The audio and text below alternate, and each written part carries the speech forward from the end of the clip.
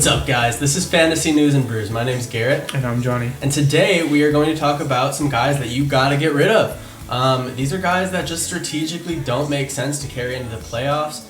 We're not going to necessarily bash on their talent. Some of them maybe, but it's more so that the amount of games that they're going to play in your playoffs. You know, most leagues are standard points where, you know, the amount of games they play really matter. And these are the guys that play less minutes, or less games, I mean. Yeah, you want to get the most out of your players, and most teams between week 16 and week 18 play about 11 games. We talked about in our last video, those are the guys who play 12 games. In this video, these are the guys who play 10 games, including some exceptions for those mid-range teams, yeah. But we'll get into that later.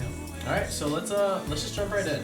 I'll start us off. That's cool. Mm-hmm. Obviously, I'm gonna go with my guy. It sucks they have to sell him, but Jeremy Grant. It's time to get rid of him, and that's only because of the amount of games that he played. Like the Pistons, they have in the playoffs, and we're assuming that your playoffs start week 16. We did a poll on our Twitter, and that's kind of what people mentioned.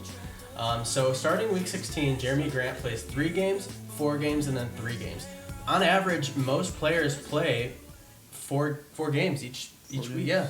So that's kind of what you want to focus on. And with him, he's only playing 10 games in the playoffs, so that's not good.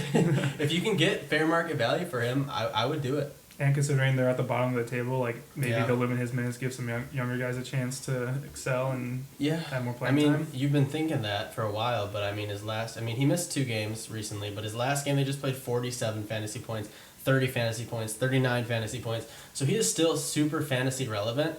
So I think this is a great time to sell because maybe they will go give Sekou Doumbouya some more minutes, or maybe they'll kind of limit him. I don't think they're going to trade him, but it is rumored that the Celtics offered 3 first-round picks. I don't know how accurate that is or if that will happen, but it sounds like the Pistons said no. So I won't even worry about that. I don't know why. Yeah, I don't. I mean, but he's young. The Celtics probably don't have great picks. They're probably not like high up there. I don't know. We're not going to get into that, but he is definitely a guy that I want to sell. And hey, they're only 6 games out of playoff contention right now, so they could turn around. Don't get my hopes up. Yeah, you're right. Please don't. All right, next up we have the 2 Clippers stars. We've got Kawhi Leonard and Paul George. Both play only 10 games throughout week 16 to week 18. Week 16 they play 4, then 3, then 3. So I think it's a good time before the trade deadline. I think most leagues have trade deadlines like early April or something like that. Coming up soon, but I think you got to get rid of these guys. And good trade targets, obviously, in our last video when we talked about 5 guys to get for playoffs, go for them. Get rid of Paul George, get rid of Kawhi.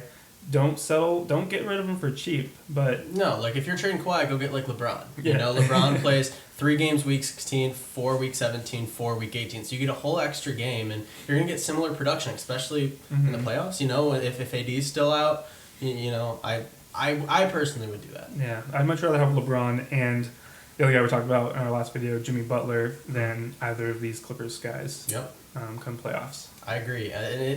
Paul George... definitely over Jimmy Butler, but Kawhi, it's close, but just due to the games. I mean, like talent-wise, I probably would rather have Kawhi in fantasy, but it's just, you gotta make all your games count, and one extra game could be make it or break it if you're barely behind, Exactly. So you have to think about these things. So next up, I have New York Knicks Julius Randle. Julius Randle, I mean, he had 2 poor games the past 2 games. He had a 23-point game and a 7.5-point game. So maybe wait to sell him, kind of let him bounce back. He will bounce back. Before that, he's been nothing but amazing. And his minutes were limited in pretty much both of these games. So once he gets those minutes back, he will start tearing it up again. Kind of wait a couple weeks for that to happen and then sell him. He is going to be playing 4 games week 16, 3 week 17, and 3 week 18. That is worrisome. You don't want to have one of your top 2 players only playing 3 games in your conference finals and your finals. Mm-hmm. It's just scary. Yeah, it's not I just called the championship for fantasy the finals, so that's how serious I take this. You can't have him in your finals. Hey, fantasy basketball's a big deal. It is. Huge deal. All right, next we have the Toronto Raptors, and we're talking about Fred VanVleet, All of them. Pascal Siakam, All of them. Kyle Lowry, Chris Boucher, OG, Norman Powell, all of them. Especially Stanley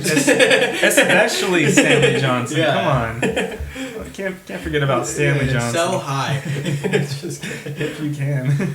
They're risky, though. Very risky. So here's why I say they're risky. They're about average with the amount of games they have for playoffs. Yeah, 11 games. One more than everyone that we talked about on this list. And week 16, they're fine. They play 4 games. That's fine. But week 17, most likely your semifinals, they only play 2 games.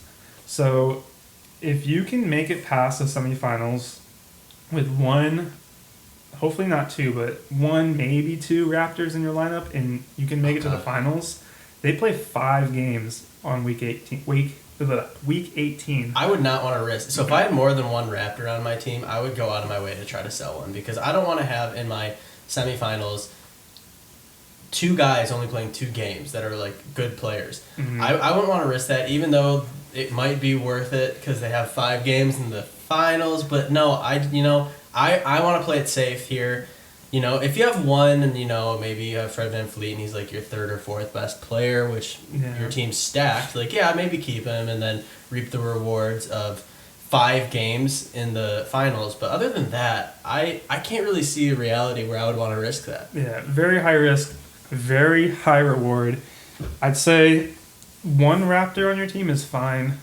2 Raptors, depending on your team, is stretching it. I mean, if there's someone who's in your league that's just loaded, like, it might not be safe, you know? Especially if you're playing them in the semifinals, like, I don't want to risk that. So it just depends on your league. This one is definitely high risk, high reward. So don't necessarily go out of your way to sell these guys because we're talking about them, but just be aware that, you know, if your team isn't the most loaded team in the league and you're going to play someone in your division who's loaded, it might be wise to get rid of them so you can make the championship. For someone who plays, you know, 4-4. Yeah. Or 4-4. Definitely tread with caution with the Toronto Raptors, guys. Definitely. Yeah, so that was it. That was pretty a short video that we had today. But we need to get it out there so we can help you guys get ready. As always, follow us on Twitter. We will answer all of your questions. Let's make this video about 30 seconds longer. Before we end this video, guys, get into our NCAA March Madness tournament. It's free to enter. We'll post the link below as well. Free to enter, $50 prize for the winner. It's going to be lots of fun. Go through ESPN and all that, so be sure to get in. Yep, and you can find that on our Twitter. We'll have it posted. If not, DM us. We'll get you in. You can also find it in a Discord, which is in the link in the bio. Yeah, I can't really think of anything else. We actually have some Top Shop. I don't know if you guys are into NBA Top Shop, but we have some cards that we're going to give away. We're going to figure out what sort of giveaway we're doing. That's coming up, though, so follow us on Twitter if you want to get some Top Shop cards. Yes, stay tuned. Also, do some research if you don't know what Top Shop is. It's fun. Up-and-coming, virtual... Top Shot? Top Shot? Top Shot. I said Top Shop. Shows how invested I am. I actually do enjoy it. You know, it's a new thing. It's fun. You guys should really go check it out if you're into like trading cards at all, or even not. I think it's a little bit more fun than trading cards. There's a lot of money to be made here. Definitely a good money to be made. Investment opportunity. Guys to collect if you're really into just like collecting things. This is a cool hobby. Yeah. So stay tuned for that. We'll hear about it soon. Yeah. Follow us on Twitter, and we will get you all of this. So again, link right here, and thank you guys for checking us out.